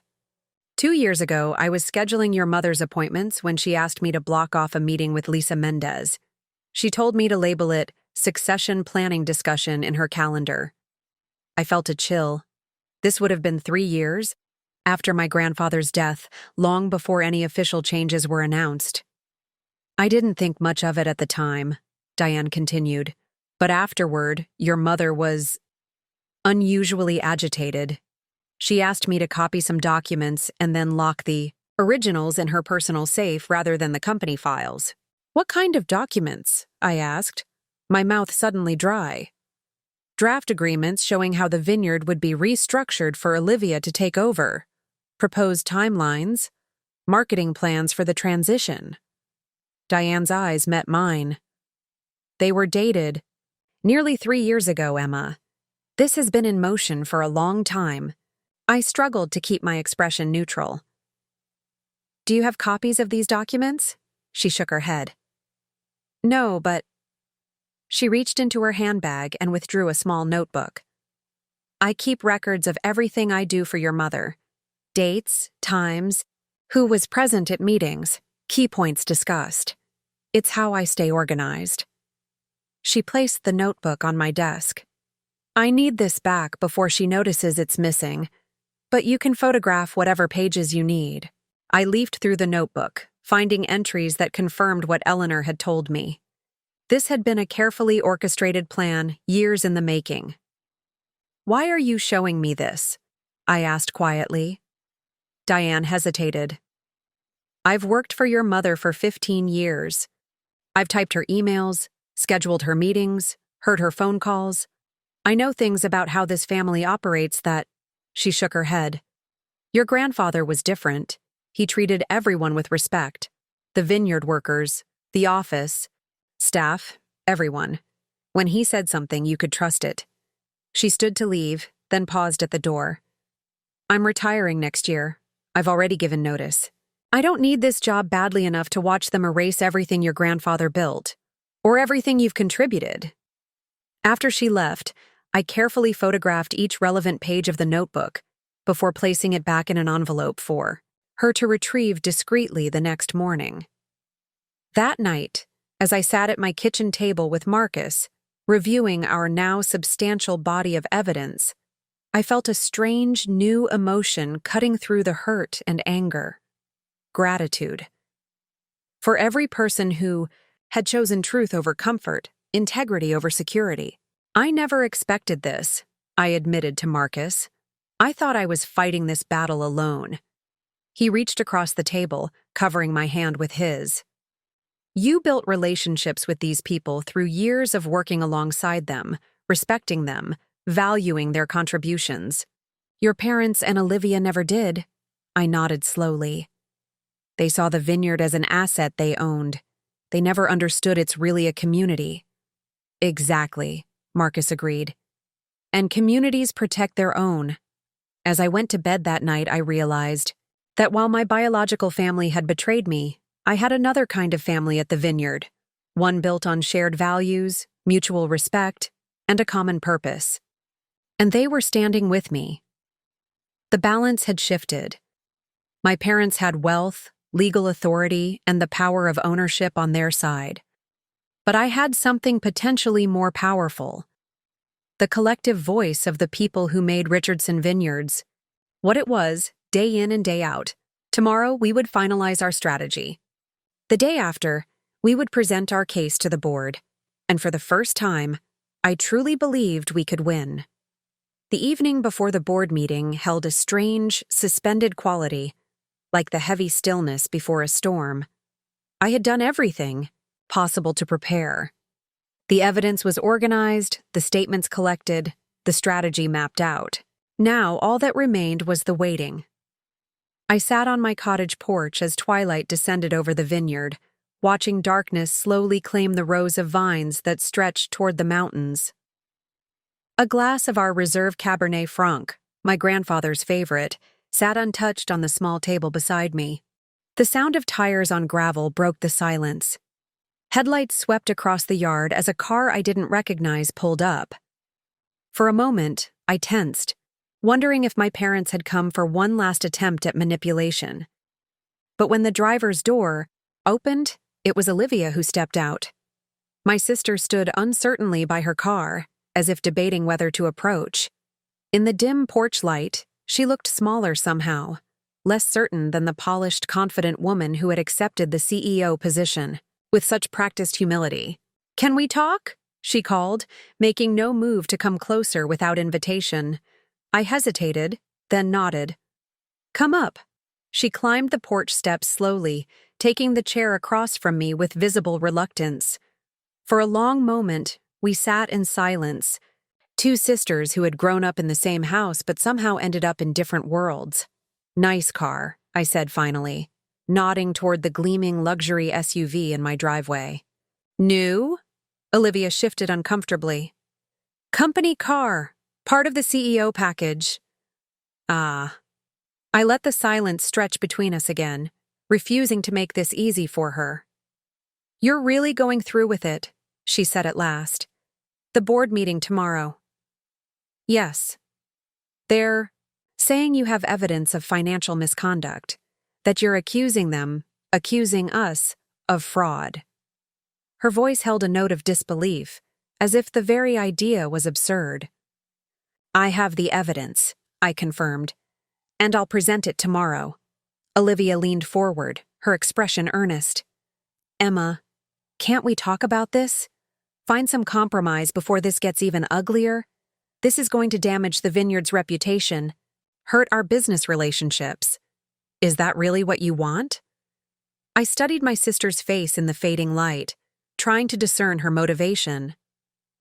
Why are you here, Olivia? Did they send you to talk me out of it? No. She shook her head. They don't know I'm here. I came because… She paused, struggling with words that didn't come easily to her. Because I wanted to understand. Why you couldn't just accept the decision and move on. Why you'd risk everything to fight this. The question was so revealing of the gulf between us that I almost laughed. Because it was wrong, I said simply. Because Grandpa wanted me to lead this vineyard. Because I've earned it through years of work while you were building your Instagram following. Because they forged my signature and diverted company funds to fund your side project. Is that what this is about? She asked, a familiar defensiveness creeping into her tone. You're jealous of Verdant Retreat? Of my vision for expanding the business? This isn't about jealousy, I said, keeping my voice level with effort. This is about integrity, about honoring commitments, about not stealing what belongs to someone else. Olivia flinched slightly at the word stealing, but quickly recovered. The vineyard belongs to the family, Emma, and Mom and Dad decided I was better suited to lead it into the future. That's their right as majority shareholders. And the forged signatures? The misappropriated funds? The lies to the board? Were those their rights too? She looked away, unable to meet my eyes. Business is complicated. Sometimes decisions have to be made quickly, without getting bogged down in bureaucracy. That's not an answer, and you know it. We fell silent again, the space between us filled with all the things we weren't saying. In the distance, an owl called, its lonely sound echoing across the darkened vineyard. Do you even want it? I asked suddenly. The vineyard. The responsibility. Do you actually care about making wine, or is it just about the status for you? The question seemed to catch her off guard. Of course I want it, she said. But there was a hesitation, a split second of uncertainty that told me everything. You want to be CEO, I clarified. You want the title, the prestige, the platform for launching your retreat concept. But do you want the actual work? The 4 a.m. frost alarms? The months of agonizing over fermentation temperatures? The years of building relationships with distributors and critics? She didn't answer immediately, her fingers tracing patterns on the armrest of her chair. I have different strengths, she said finally. The vineyard needs modern marketing, social media presence, brand partnerships. Not everyone has to be like you, obsessing over soil composition and barrel selection. But someone does, I pointed out. Someone has to ensure we're actually making good wine, or there's nothing to market. That's what we have staff for, she said dismissively. People like Francis and the production team. You could still be involved in that part if you wanted. That was always the plan. You handling production, me handling the business side and the retreat. I stared at her, the pieces finally coming. Together. They told you that? That I'd still run production while you took over as CEO? She nodded. Of course. No one was trying to push you out completely, Emma. Just reposition you where your skills are most valuable. The audacity of it was almost breathtaking. They had planned to demote me to a glorified employee position, while handing Olivia the leadership role I'd spent years preparing for, and they'd presented it to her as a reasonable compromise. "And you believed them?" I asked, unable to keep the incredulity from my voice. "After watching how they've treated me all these years, you actually thought I'd happily step aside and work under you?"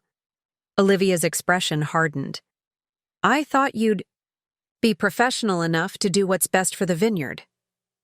"What's best for the vineyard?" I repeated slowly. "And you think that's you in charge? Despite having no winemaking experience, no industry relationships, and no real connection to this land?" "I have vision," she insisted. "I see possibilities you don't, ways to evolve beyond just making wine." "That's exactly the problem," I said, quietly. "This place isn't just a platform for your ambitions, Olivia. It's 3 generations of work, of knowledge, of commitment to creating something authentic and enduring. Grandpa didn't build it so you could turn it into a backdrop for social media influencers." Her cheeks flushed with anger. "That's unfair. My retreat concept would bring in a whole new clientele, create additional revenue streams.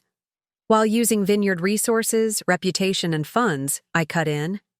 "Have you ever considered starting your own business from scratch? Building something yourself instead of co-opting what others have built?" The question hung between us, unanswered but revealing. Olivia stood abruptly, any pretense of reconciliation. "Abandoned. I came here hoping we could find some resolution," she said stiffly, "to prevent a family tragedy, but clearly you've made your choice." "Yes," I agreed, remaining seated. "I have, and tomorrow the board will make theirs." She turned to leave, then paused at the top of the steps. "You know they'll never forgive you for this. If you go through with tomorrow, there's no going back." I looked past her to the dark silhouettes of the vines, thinking about everything they represented, not just to me, but to everyone who had ever worked this land with care and respect. "Some things are worth losing family for," I said quietly. "Some principles can't be compromised, even for the people who raised you." Olivia shook her head, a mixture of frustration and something that might have been grudging respect crossing. Her face. "You always were the stubborn one." "I learned from Grandpa," I replied simply. After she drove away, I remained on the porch for a long time, sipping the wine that had been my grandfather's pride, replaying the conversation in my mind. Something had shifted inside me, a final letting go of any hope that my family might recognize the wrong they had done, might choose integrity over ambition, truth over convenience. They wouldn't. And somehow, accepting that fact freed me from the last vestiges of doubt about tomorrow's confrontation. I picked up my phone and sent a text to Marcus. "Olivia just left. She tried to talk me out of tomorrow. I'm more certain than ever that we're doing the right thing." His response came quickly. "Get some sleep. Tomorrow we reclaim your grandfather's legacy." I looked out at the vineyard one last time before heading inside. Generations of Richardsons had tended these vines, but tomorrow would determine who would guide their future, those who saw them as assets to be leveraged, or those who understood they were a trust to be honored. The choice seemed clearer than ever. The morning of the board meeting dawned clear and bright, the October sky a perfect Vermont blue. I had barely slept, but adrenaline kept me focused as I dressed in a simple charcoal suit, professional but understated, nothing like Olivia's designer wardrobes or my mother's carefully curated elegance. I was placing the last of my evidence, folders, into my briefcase when a knock came at my door. I opened it to find Francis standing on my porch, but he wasn't alone. Behind him, spreading across my small front yard, were at least 30 people, vineyard workers, cellar staff, lab technicians, office personnel, even some of the tasting room employees. "What is this?" I asked, stunned by the unexpected gathering. Francis smiled, the morning sun highlighting the deep creases earned from decades working under open skies. "We thought you might like some company on your walk to the board meeting." I stepped out onto the porch, overwhelmed by the sight of so many familiar faces. People I'd worked alongside for years, some I'd known since childhood. Eduardo, our vineyard manager, Sophia from the lab, Martha from accounting, the entire harvest crew, even Pete, the groundskeeper who rarely spoke to anyone. "You didn't all need to come," I said, my voice unexpectedly thick. "Yes, we did," Sophia replied firmly. "This isn't just your fight anymore, Emma. It's about what kind of place Richardson Vineyards is going to be." Martha nodded in agreement. "We've seen how you work, how you treat people, how you respect the land. And we've seen how your sister and parents operate. We know who we want leading this vineyard." I looked out at them. These people who had chosen to stand with me despite the risk to their livelihoods. The gesture was more meaningful than they could possibly know. Not just the support itself, but what it represented. They weren't here because I was a Richardson. They were here because of the relationship we had built, the mutual respect we had earned through years of working toward a common purpose. "Thank you," I said simply, knowing any more elaborate expression would fail to capture what I was feeling. Together, we walked the half-mile path from my cottage to the main administrative building where the board meeting would be held. We moved, in comfortable silence through the morning-cool vineyard, our footsteps crunching on gravel, the October sun warming our shoulders. A few workers in distant rows paused their tasks to wave or raise a fist in solidarity as we passed. As we approached the administration building, I could see my parents' cars already parked outside, along with Olivia's new SUV and several vehicles belonging to board members. A small knot of tension formed in my stomach, but the presence of my impromptu procession kept it from growing into full-blown anxiety. At the entrance to the building, I turned to address the group. "I can't ask you all to come inside. This is a closed board meeting, and I don't want anyone risking their position here." "We know," Francis said, "but we wanted you to see that you're not walking in there alone, and we wanted them to see it too." As if on cue, the large windows of the boardroom reflected movement. Faces appeared, looking out at the gathered crowd with expressions ranging from surprise to concern. My father's unmistakable silhouette stood rigid near the center window, his posture radiating tension even from a distance. Martha stepped forward, handing me one last folder. "We took up a collection," she said. "Personal statements from people who couldn't be here today. Seasonal workers, retired staff, even some long-term customers who've heard rumors about what's happening.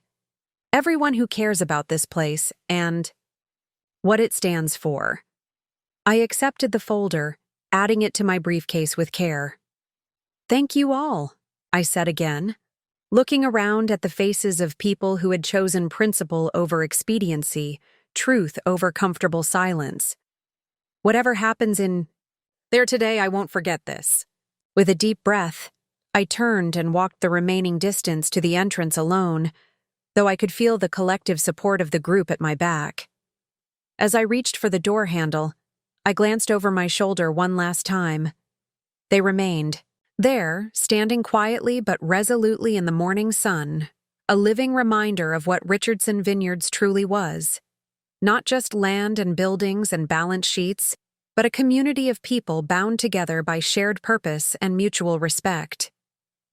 Inside, the atmosphere in the reception area was charged with tension. The young receptionist, Julie, gave me a nervous smile as I signed in. "They're waiting for you in the boardroom," she said, then added in a whisper, "Good luck." The short walk down the hallway to the boardroom felt longer than usual, each step bringing me closer to a confrontation that would permanently alter the course of my life and the vineyard's future. I paused outside the heavy oak door, gathering my thoughts one final time. I thought of my grandfather, of the countless hours he'd spent teaching me everything he knew about winemaking, about business, about integrity.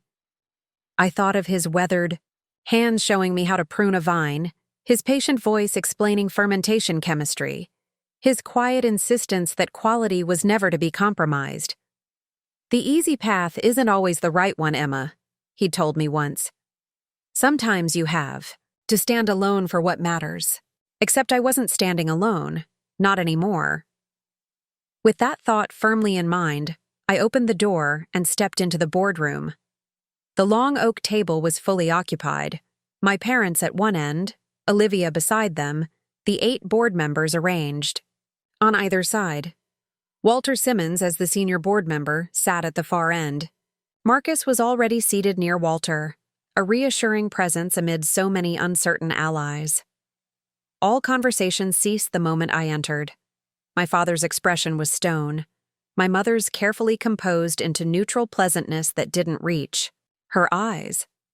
Olivia refused to look at me directly, studying her manicure with exaggerated interest. "Emma?" Walter greeted me, his voice warm despite the tension in the room. "Thank you for joining us. I believe we're ready to begin." I took my seat across from Marcus, setting my briefcase on the table with deliberate calm. "Before we start," my father said, his voice clipped, "I want to address the demonstration outside. Organizing vineyard staff to pressure this board is inappropriate and unprofessional." "I didn't organize anything," I replied evenly. "Those people came of their own accord, because they care about the future of this vineyard. They're employees," my mother interjected smoothly. "Their job is to follow management directives, not to involve themselves in board matters. Up next, you've got 2 more standout stories right on your screen. If this one hit the mark, you won't want to pass these up. Just click and check them out. And don't forget to subscribe and turn on the notification bell so you don't miss any upload from us."